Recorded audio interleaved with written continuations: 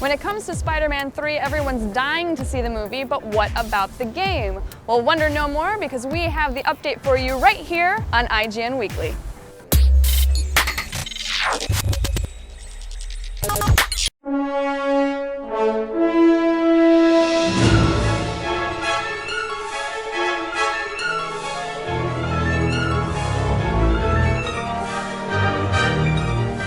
When we started looking at Spider-Man 3, we took a look at the whole landscape. We took a look at even Spider-Man 1, the classic Spider-Man from Neversoft, but especially Spider-Man 2 and Ultimate Spider-Man, which were our most recent releases. And what we found was that we did a lot of things right, but there are a lot of things that we were sort of missing, you know, in an action game. You know, we had the big open world and we had really cool swinging, but what we didn't have were those very specific mission cinematic moments.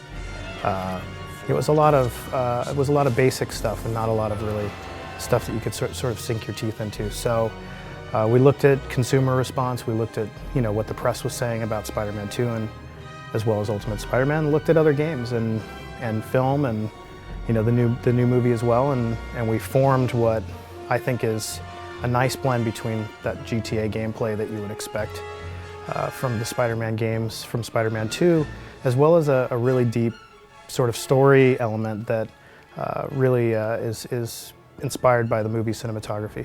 I don't know what I was thinking when I planned out this game. It's actually probably the biggest game that we've ever made, any groups I've run at this point, and I've worked on some pretty big ones. I think that what we wanted to do was give something for everybody. Not only did we do the Manhattan skyline and the island, but we also added a huge subway system and sewer system, and we actually have very specific key gameplay that goes into those areas. We wanted to have, bring it upstairs and downstairs, not just swinging through the city, but actually have a lot of interiors. So that's what you're going to see that's different from Spider-Man 2, is that you're going to see yourself go into these really elaborate interior environments and then have elaborate city missions as well. So I think it brings the whole thing to the table, and that's quite a bit more advanced than what we did in Spider-Man 2. So when we were looking at the game, we were focusing on Red Suit. At the time, we didn't know that the black suit existed or that was what was going to be in the film. So we really focused our efforts on making sure that the Red Suit experience was the best that we'd ever done. And when Black Suit came around the corner, we realized we had a real great opportunity to actually expand Spider-Man's gameplay and take a much more edgy approach and actually allow the player to play almost two different characters. So, we have an all-new combat system, and I think the key to that is that we kept it off the ground a little bit more. So you're doing a lot more aerial moves, you're doing a lot more web ties, web pulls.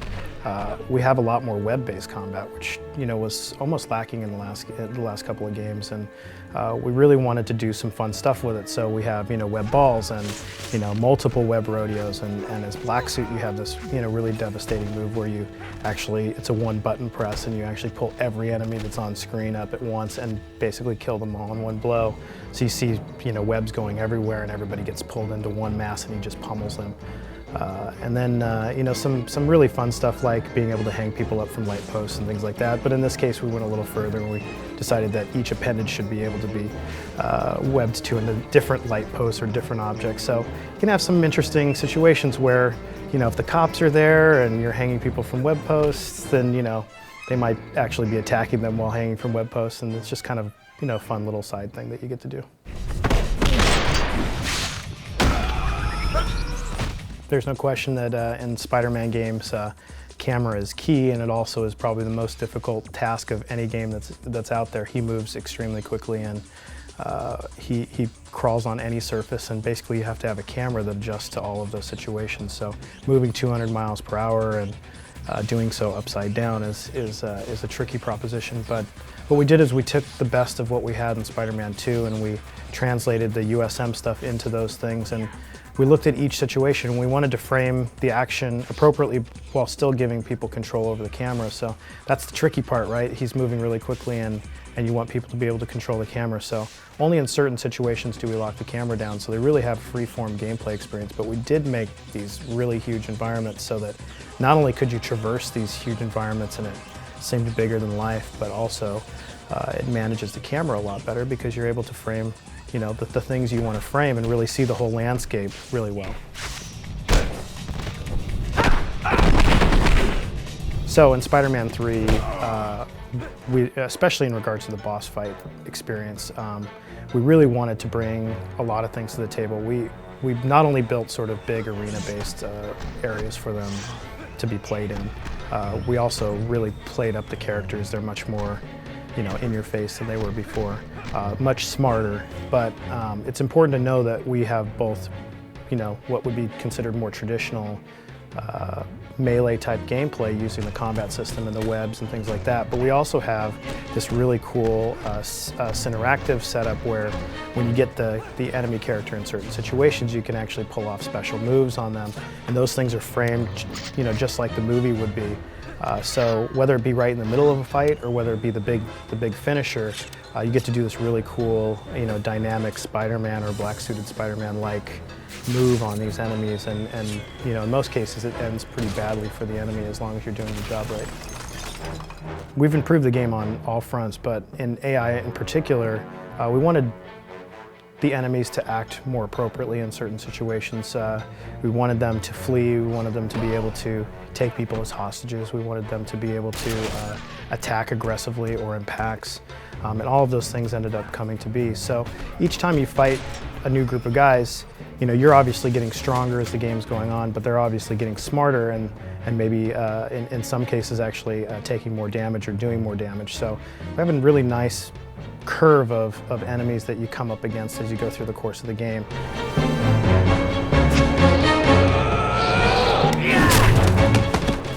You know, the coolest thing about working on next-gen stuff now, from my perspective anyway, is that, and my artists will hate me for saying this, but we almost get the art for free now. Yeah, we work really hard and the technology has to support that, but as designers we're actually able to focus more on gameplay and scenarios like that, and AI, and we're just touching the surface on it right now, but it's going to be much better moving forward for game design and players to experience this stuff and it still look really great. So I think you end up getting the best of both worlds.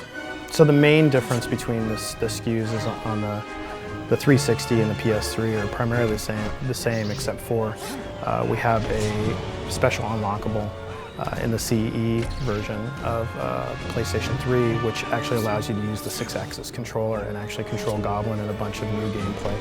I can't talk about the specifics of what that gameplay is, but it's a whole new part of the game and actually allows the player to play a totally different experience. And not only are you able to play, you know, red suit Spider-Man, play black suit Spider-Man, which is, you know, quite different than red suit, but you also get to play as Goblin in this game, which is quite unique. So Spider-Man 3 comes out day and date with the movie, May 4th. We're really excited about having people play it. Comes out on the Xbox 360, the PS3, the Wii, the PS2, the PC, the GBA, and the DS. Look for it.